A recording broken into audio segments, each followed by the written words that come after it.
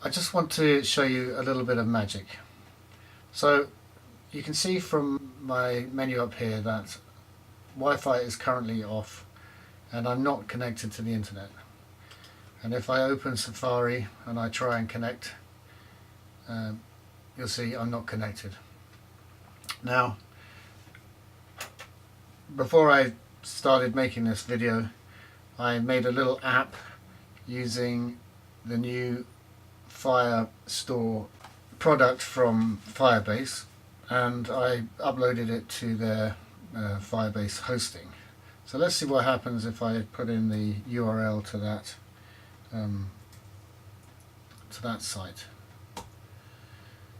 Well, there it is. This is the app, and it's a simple messaging app, and you can see there are 3 messages.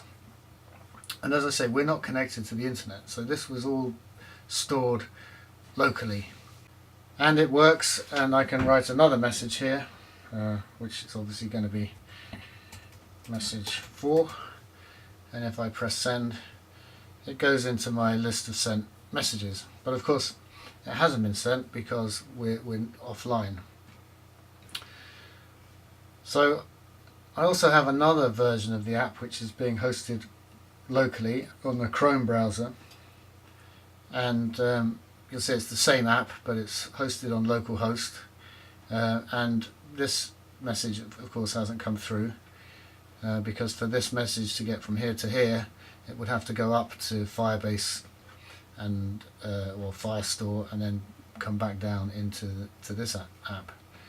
And what I can add another message in here, which would be of course message 5, and I can send that. But of course message 5 isn't going to go anywhere because we're not connected. So let's see what happens if we do connect.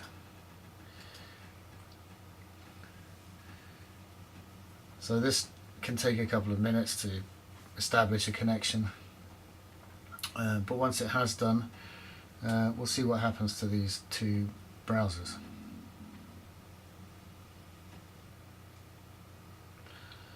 So there you saw, once the connection was established, that they've both been updated, and we have all 5 messages in both browsers and in the right order. And now if I were to make another message here and send it, you'll see that it automatically syncs across both of these apps. And if I go to my laptop, which you can't see but which also has this app running on it, I could add another message here, and that comes across to all the browsers that are connected.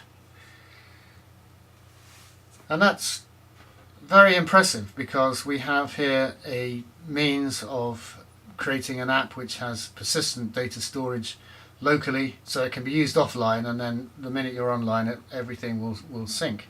So let's have a look at the code. So this little app is a React based app. It's very simple. So here's the index.js file. There's some configuration here, then you initialize the app, and then you just have to call this Firestore enable persistence, and that's what gives you that offline persistence and capability. And then in the app itself, we have to import Firebase and Firestore,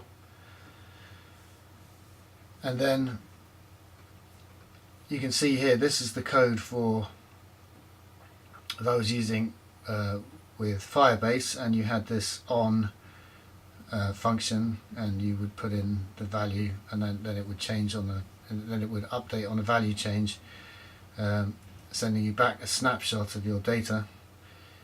So now we have data which is held in collections, and these are collections of documents.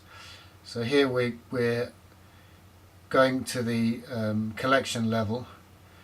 We can order by date, as I have done here, And then we've got this method on snapshot, and this returns the level that we're on, a collection in this case, which we then just loop through and create an array which is sent up to the data in this state.